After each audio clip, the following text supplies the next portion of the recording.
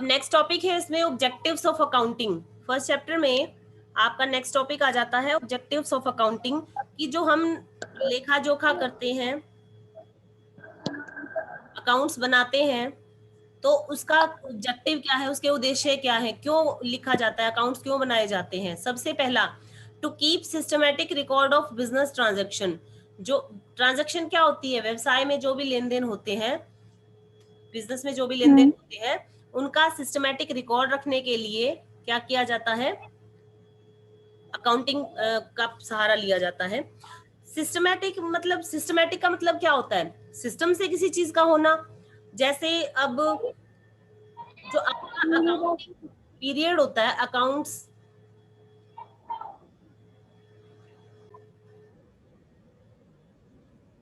तो सबसे पहला systematic record of business transaction.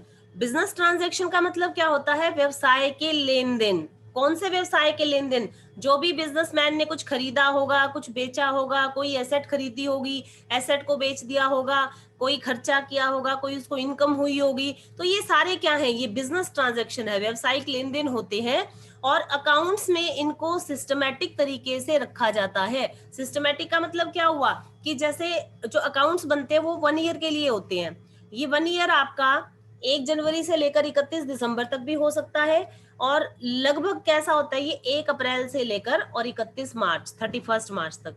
तो इस 1 ईयर में जैसे जैसे कोई लेन देन होता जाएगा तो उसको अकाउंट्स में लिख लिया जाएगा। सिस्टमैटिक का मतलब यही है। अब जैसे आप लोग 12th 11th में आप आए हैं, तो आप सिलेबस फर्स्ट चैप्टर पढ़ेंगे, ठीक है, उसका टेस्ट ले लिया जाएगा, आपके मार्क्स रिकॉर्ड कर लिए जाएंगे, नेक्स्ट चैप्टर कराया जाएगा, फिर उसका टेस्ट होगा, फिर उसके मार्क्स। तो ये सिस्टमैटिक रिकॉर्ड है, ठीक है। ऐसा नहीं कि एक टेस्ट के मार्क्स छोड़ दिए, फिर दूसरे के रिकॉर्ड कर लिए, 5वें के कर लिए, छठे के छोड़ दिए, तो ऐसा नहीं। सिस्टमैटिक का मतलब होता है जैसे जैसे कोई घटना घटी है, जैसे जैसे कोई लेन देन बिजनेस में हुआ, उसको उसी समय लिख लिया जाता है। तो विद इन अ ईयर, 1 साल के अंदर अंदर जो भी लेन देन हुए व्यवसाय में, उनको सिस्टमैटिक तरीके से लिखा जाता है, ठीक है। अकाउंट्स बनाने से ये फायदा हो जाता है, जो हमारे बिजनेस के जितने भी ट्रांजैक्शन है वो सिस्टमैटिक तरीके से रखे जाते हैं अकाउंट के कारण। दूसरा, टू कैलकुलेट प्रॉफिट और लॉस अकाउंट। एक हमने लास्ट क्लास में भी बात की थी कि हम मींस बिजनेसमैन, कोई भी बिजनेसमैन जब बिजनेस करता है तो उसका उद्देश्य क्या होता है, प्रॉफिट अर्न करना, वो लाभ कमाना चाहता है, ठीक है। आप जितने भी बिजनेसमैन देख लीजिए अपने आसपास, वो बिजनेस कर रहे हैं, क्यों कर रहे हैं, ताकि उनको प्रॉफिट हो। कई बार लॉस भी हो जाता है, लेकिन सोचकर तो यही करता है वो कि हमें प्रॉफिट होना चाहिए। अब उसने ये सोचा कि भी मुझे प्रॉफिट हो, तो उसको कैसे पता चलेगा कि उसके बिजनेस में प्रॉफिट हुआ है, जब वो अकाउंट्स मेंटेन करेगा। अकाउंटिंग उसको मदद करता है उसका प्रॉफिट या लॉस कैलकुलेट करने में, ठीक है। टू कैलकुलेट द प्रॉफिट और लॉस, कितना प्रॉफिट है कितना लॉस है, ये कहां से पता चलेगा, अकाउंटिंग से। तो ये इसका मुख्य जो मेन ऑब्जेक्टिव है। Second main objective of accounting is to ascertain the net profit earned और loss suffered on account of business transaction during a particular period. अच्छा, पर्टिकुलर पीरियड का मतलब क्या होता है, मैंने अभी आपको बताया 1 ईयर। वो 1 ईयर आपका 1 जनवरी से 31 दिसंबर तक भी हो सकता है, और वो आपका 1 अप्रैल से 31 मार्च भी हो सकता है। इस पीरियड के दौरान कितना लाभ हुआ, कितनी हानि हुई, ये खाते बनाने से पता चलता है, अकाउंटिंग से पता चलता है। For this purpose trading and profit and loss account of business is prepared. Last time हमने ये अकाउंटिंग साइकिल डिस्कस किया था। सबसे एंड में सबसे पहला होता है, कोई लेन देन होता है बिजनेस में, उसको कहाँ लिखा जाता है, सबसे पहले जर्नल में। जर्नल के बाद कहाँ लिखा जाएगा उसको, लेजर में। लेजर के बाद वो लिखा जाता है ट्रायल बैलेंस में। और फिर सबसे लास्ट में मेन जो आपका बिजनेसमैन को सारी बातें पता चलती हैं, सारी इंफॉर्मेशन मिलती है, वो कहाँ से मिलती है, trading and profit and loss account से और बैलेंस शीट से। प्रॉफिट एंड लॉस अकाउंट नाम से ही पता चल रहा है कि पता चल जाएगा इस खाते से उसको कि मुझे कितना प्रॉफिट हुआ है और कितना लॉस हुआ है। यही बात इसने इस पॉइंट में कही है, सेकंड पॉइंट में, कि फॉर दिस पर्पस, इस उद्देश्य के लिए वो trading and profit and loss account बनाता है। उसको पता चल जाएगा इस अकाउंट को देखकर मुझे कितना प्रॉफिट हुआ है या कितना लॉस हुआ है। अब इस अकाउंट में क्या क्या दिखाया जाएगा, जितने भी उसने परचेज माल खरीदा है, जितना भी उसने माल बेचा है, जितने भी उसके खर्चे हुए हैं, जितनी भी उसको इनकम हुई है, वो सब कुछ रिकॉर्ड कहाँ रखा जाता है? Trading profit and loss account में, trading and profit and loss account. ठीक है, तो ये है। नेक्स्ट आ जाता है पॉइंट इसमें, to know exact reason leading to net profit और लॉस। अब सेकंड पॉइंट में तो ये उसको ये पता चला, अकाउंट बनाने से उसको पता चला भाई मुझे कितना प्रॉफिट हुआ, कितना लॉस हुआ। अब क्या रीजन था? जो प्रॉफिट उसके अगर इंक्रीज हो रहे हैं हर साल, क्योंकि जो अकाउंट्स है वो उसको हर साल बनाने पड़ेंगे, जिसे मैंने आपको बताया 1 जनवरी से 31 दिसंबर या 1 अप्रैल से 31 मार्च का एक टाइम पीरियड उसने लिया और उसने खाते बना लिए। अगली बार फिर नया साल शुरू होगा तो उसमें वो फिर खाते बनाएगा। तो जो पिछले साल प्रॉफिट उसका 5 लाख था, वो अगले साल कितना हो गया? 6 लाख। इसका मतलब क्या हुआ कि प्रॉफिट क्या हो गया? इंक्रीज हो गया, बढ़ गया, 1 लाख रुपए से बढ़ गया।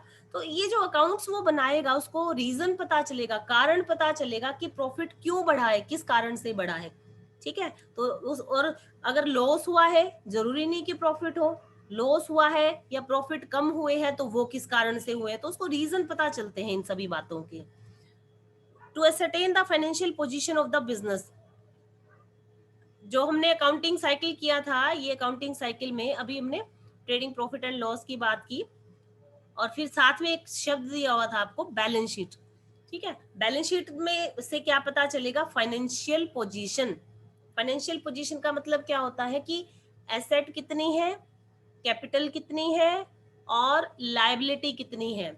एसेट वो होती है जो एक बिजनेसमैन अपने व्यवसाय में खरीदता है, जैसे लैंड, बिल्डिंग, प्लांट, मशीनरी, ये सब क्या होती है? एसेट्स। कैपिटल क्या होती है? जो किसी बिजनेसमैन ने बिजनेस में पैसा इन्वेस्ट किया वो उसकी कैपिटल होती है। लायबिलिटी क्या होती है? जो बिजनेसमैन ने बाहर वालों को देना है, ठीक है, तो उसको क्या बोला जाता है? लायबिलिटी। और ये तीन चीजें कहाँ से पता चलती है? बैलेंस शीट से। तो ट्रेडिंग प्रॉफिट एंड लॉस से पता चला प्रॉफिट एंड लॉस का, और बैलेंस शीट से क्या पता चला? Financial position. जहां भी ये फाइनेंशियल पोजीशन शब्द आ जाए वहां 3 शब्द जुड़े हुए हैं आपके, कौन कौन से? एसेट, लायबिलिटी और कैपिटल। तो इनका पता चलता है अकाउंटिंग में, क्योंकि बैलेंस शीट बनाई जाती है, और बैलेंस शीट से क्या पता चलता है हमें? Financial position of the business. तो for a businessman merely ascertaining profit और loss of the business is not sufficient. केवल प्रॉफिट और लॉस का अंदाजा लगा लेना उसके लिए वो नहीं है। उसको वो जानना चाहता है कि मेरी फाइनेंशियल पोजीशन कैसी है, फाइनेंशियल हेल्थ बिजनेस की कैसी है, और इस पर्पस के लिए वो क्या बनाता है? Balance sheet. बैलेंस शीट में भी मैंने आपको बताया कि एसेट और जो है लायबिलिटीज और कैपिटल, इनकी वैल्यू लिखी जाती है बैलेंस शीट में। ठीक है, तो balance sheet is actually a screen picture of the financial position of the business. At one glance, one would know the following by way look of the balance sheet. सब आपको मैंने बता दिया। क्या पता चलेगा उसको? कि उसके डेटर कितने हैं। डेटर को भी ऐसे, डेटर क्या होते हैं बेटे? जैसे ना कोई बिजनेसमैन है और उसने किसी को उधार में माल बेच दिया, ठीक है, एक तो होता है कि कैश में बेच देना और एक होता है उधार में बेचना। कैश में बेचा तो क्या होगा? माल दे दिया उसने, कोई भी प्रोडक्ट बेच दिया और बदले में पैसा मिल गया उसको। तो लेकिन जो उधार में बेचा, क्रेडिट पे बेचा, तो उधार में बेचने पर क्या होगा? उसने कहा भी 3 महीने बाद पेमेंट कर देना मेरी। तो वो जो राम एक पर्सन था और बिजनेसमैन ने उस राम को कोई प्रोडक्ट बेचा 10,000 रुपए का। अब राम को कहा कि भी मेरी पेमेंट आपने 1 महीने के अंदर करनी है। उस 1 महीने के लिए राम उस बिजनेसमैन का क्या बन गया? डेटर। ठीक है, तो ये जो डेटर है ये एसेट होती है, ये बैलेंस शीट में लिखे जाते हैं डेटर्स। तो ये एसेट है। क्यों एसेट है ये? क्योंकि इनसे पैसा मिलना है बिजनेसमैन को।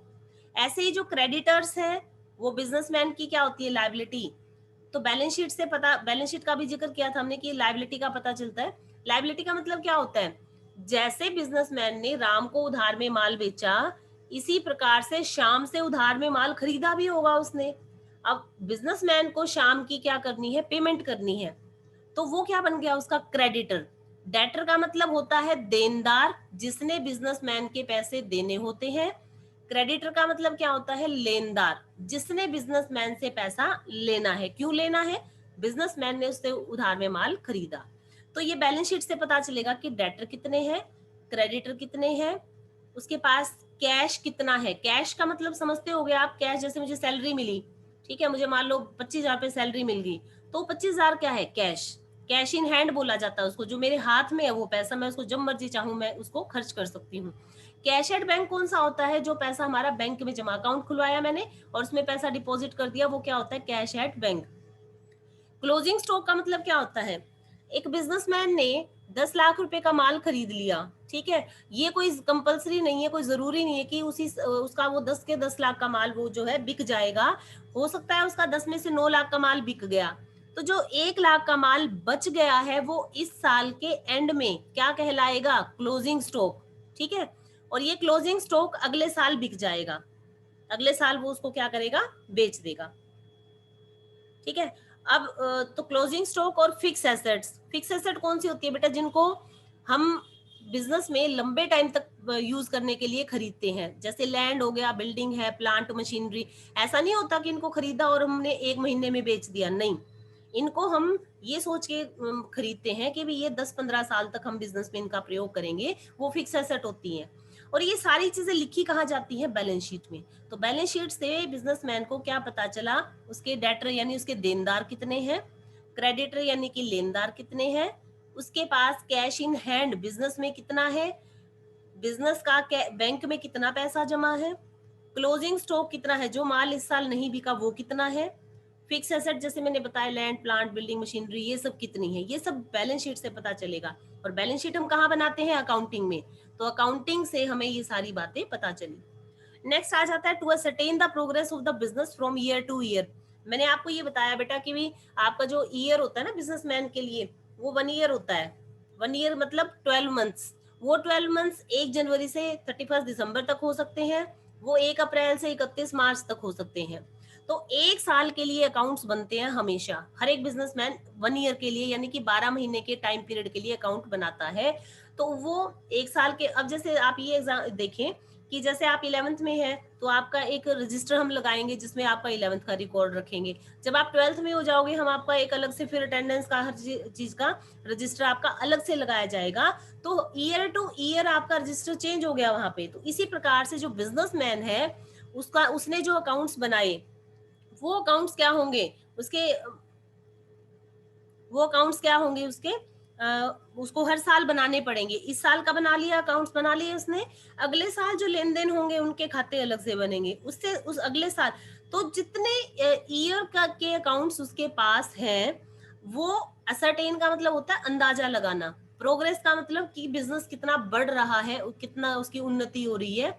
तो इस प्रोग्रेस का अंदाजा वो किससे लगाता है? अकाउंट से। अकाउंट उठाएगा, देखेगा भाई पहले साल मेरा प्रॉफिट था 5 लाख, दूसरे साल मेरा प्रॉफिट हो गया 7 लाख, तीसरे साल मेरा प्रॉफिट हो गया 10 लाख। तो हम क्या अंदाजा लगाते हैं, क्या प्रोग्रेस को असरटेन करेंगे कि जो बिजनेस है वो ग्रो कर रहा है, वो बढ़ रहा है, ठीक है, वो उन्नति की तरफ है, बिजनेस जो है वो अपनी प्रोग्रेस की तरफ जा रहा है। उसके बाद to prevent and detect error and frauds. देखो अब आप जैसे आप 11th क्लास में है अभी, तो आपका अगर हम रिकॉर्ड ना रखें, टेस्ट लेके आपके जो अकाउंट्स, मान लीजिए अकाउंट्स का टेस्ट मैं ना लूं आपका, और या ले लिया आपका रिकॉर्ड ना रखूं, तो मुझे क्या पता किस बच्चे के कितने मार्क्स है। तो वहां पर कोई भी बच्चा आके कहेगा मैडम मेरे तो इतने मार्क्स आए थे, क्योंकि मेरे पास तो कोई रिकॉर्ड ही नहीं है। तो यहाँ पर फ्रॉड होने की, एरर होने की, एरर होता है गलतियां, फ्रॉड होता है धोखेबाजी, इनकी संभावना बनी रहती है। लेकिन बिजनेसमैन अगर सब कुछ लेखा जोखा रखेगा, अकाउंट्स बनाकर रखेगा, तो उसके साथ कोई गलती, कोई धोखाधड़ी नहीं हो सकती। तो अकाउंटिंग जो है वो प्रिवेंट करता है, रोकता है किस चीज को? गलती होने को और फ्रॉड होने को, धोखाधड़ी होने को ये क्या करता है? रोकता है। To provide information to various parties. Account बनाने से वेरियस पार्टी का मतलब क्या होता है? देखो बेटे, जो बिजनेसमैन है, ये जो बिजनेस है उसके साथ बहुत सारे पार्टीज जुड़ी होती हैं। कौन कौन? सबसे पहला ओनर। ओनर कौन होगा? मालिक। बिजनेस का जो मालिक है उसका बिजनेस में इंटरेस्ट है कि नहीं है? बिल्कुल है, क्योंकि वो पैसा लगा रहा है बिजनेस में, उसको क्या चाहिए? प्रॉफिट चाहिए। इन्वेस्टर कौन होता है? जैसे बड़ी बड़ी कंपनियां आप देखते हैं, अंबानी ग्रुप है, कोई रिलायंस है, या कोई भी कंपनी आप देखते हैं, तो एक व्यक्ति का पैसा नहीं लगा होता उसमें। कंपनियों के क्या होते हैं? शेयर्स होते हैं, और उनको लोग खरीदते हैं, तो वो क्या बन जाते हैं? उनके मालिक। उनको इन्वेस्टर कहा जाता है। वो अपना पैसा कंपनी में लगा रहे हैं, तो इन्वेस्ट कर रहे हैं, तो वो क्या हो गए? इन्वेस्टर। तो जो बिजनेस है उसमें जिस व्यक्ति ने पैसा लगाया, तो तो उसका इंटरेस्ट वो बिल्कुल उसका ये जानना चाहेगा वो कि इस बिजनेस में कितना प्रॉफिट हो रहा है, मैंने इस बिजनेस में पैसा लगाया है तो कितना प्रॉफिट ये मुझे अर्न करके देगा। क्रेडिटर्स, लेनदार, अभी ऊपर बात की थी हमने डेटर और क्रेडिटर्स की। क्रेडिटर कौन होती है? जिनसे उधार में हमने माल खरीदा, हमने मीन्स बिजनेसमैन ने उधार में माल खरीदा तो उसने हमसे पैसा लेना है, ठीक है, उसने हमसे पैसा लेना है तो उसका हमारे बिजनेस में इंटरेस्ट होगा, वो जानना चाहेगा कि भाई ये बिजनेस कैसा चल रहा है। अगर ठीक चल रहा है तो उसको लगेगा मेरा पैसा मिल जाएगा मुझे, अगर बिजनेस लॉस में जा रहा है तो उसको पता है कि भाई मेरे को कुछ नहीं मिलने वाला। तो ये एक पार्टी है जिसका जो उसमें हित रखते हैं, व्यवसाय में अपना हित रखते हैं। बैंक, बैंक को से मान लीजिए बिजनेसमैन है, उसने बैंक से लोन वगैरह ले रखा है अपने बिजनेस को चलाने के लिए, क्योंकि उसके पास, किसी भी व्यक्ति के पास आज के टाइम पर बिजनेस को चलाने के लिए अपना इंडिविजुअल पैसा नहीं होता, वो क्या करता है? बैंक से लोन ले लेता है।